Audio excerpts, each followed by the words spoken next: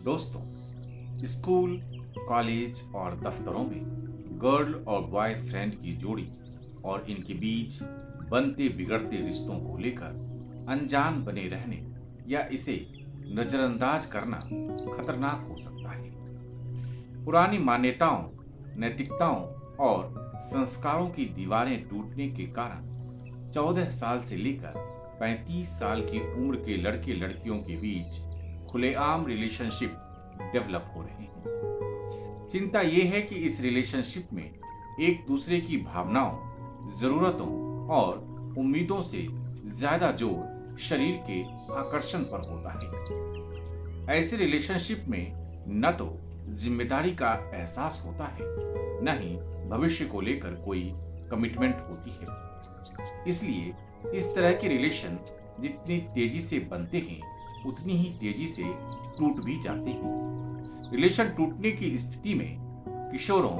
और युवाओं के कोमल और अनुभवहीन मन पर गहरी चोट पहुंचती है।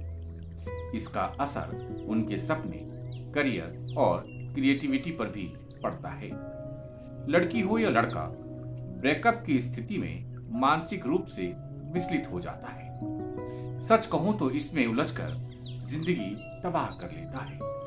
सुबह से लेकर रात तक बस इन्हीं ख्यालों में खोया रहता है। ऐसा होता तो वैसा नहीं होता, वैसा नहीं होता तो ऐसा होता। कुछ इसी पैटर्न की सोच का जाल बुनता चला जाता है। इस जाल से जो जितना निकलना चाहता है उतना ही फंसता चला जाता है। बस ब्रेकअप से जुड़ी किसी एक विचार की चिंगारी सुलग भर जाए, विचारों का ऐसा विस्फोट होता है कि इसके प्रभाव से निकलने में कई साल बीत जाते हैं। लड़का हो या लड़की, इस मुश्किल वक्त में खुद को बहुत अकेला महसूस करता है। ऐसे समय में इमोशनल सपोर्ट नहीं मिलने पर वो डिप्रेशन, एंजाइटी, स्ट्रेस या एंगरनेस का शिकार हो जाता है। ऐसी स्थिति से बाहर निकलने के लिए आज हम 5 आसान सूत्र बताते हैं जो न सिर्फ ब्रेकअप के दर्द को कम करेगा बल्कि मन को भी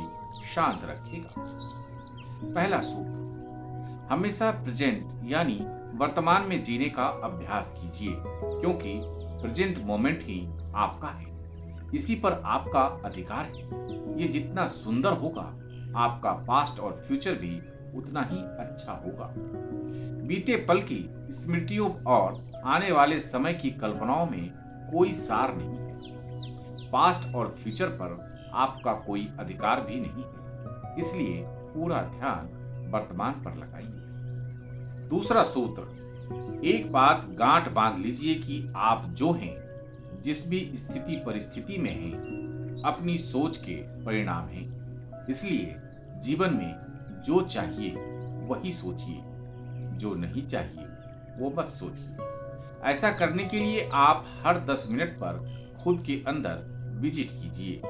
देखिए कि आप जो सोच रहे हैं वो आपके लिए अच्छा है तो ठीक, और अगर अच्छा नहीं है तो उसे वहीं कट कर दीजिए। तीसरा सूत्र, रात को सोने वक्त आप जो भी सोचते हैं वो सुबह की पहली सोच बन जाती है। इसलिए सोने वक्त आप उस काम के बारे में ही सोचिए जिस पर अगले दिन आपको पूरा ध्यान रखना हो, या जो काम आपके जीवन में बहुत इंपॉर्टेंट हो। जो काम आपका जीवन बदल सकता हो उसे सोने वक्त जरूर सोचिए। चौथा सूत्र, आपके जीवन में जो भी लक्ष्य, उद्देश्य या सपने हैं उसकी प्राथमिकता तय कीजिए। इसके बाद जो भी लक्ष्य आपको सबसे ज्यादा कठिन मगर जरूरी लगे उसे पाने का संकल्प कीजिए। अपने अंदर इसे पाने का जुनून जगाइए। ऐसा करने से आप अपने लक्ष्य को हासिल करने में इतने व्यस्त हो जाएंगे कि बीते दिनों की स्मृतियों या यादों से अपने आप बाहर आ जाएंगे।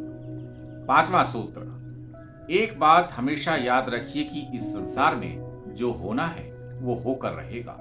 यहाँ सब कुछ स्वयं घटित हो रहा है, आप तो बस माध्यम पर हैं। वैसे भी आप खुद कुछ भी नहीं कर रहे।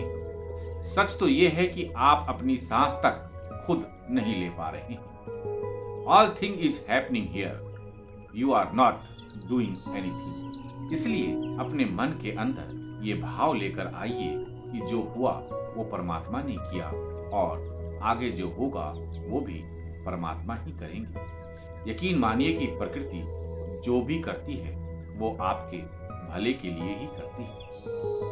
तो आज बस इतना ही। मैं अद्वैत आपको और आपके अंदर के परमात्मा को प्रणाम करता हूँ। आपके परिजनों की खुशियों के लिए प्रार्थना करता हूँ। जय भारत, जय सनातन।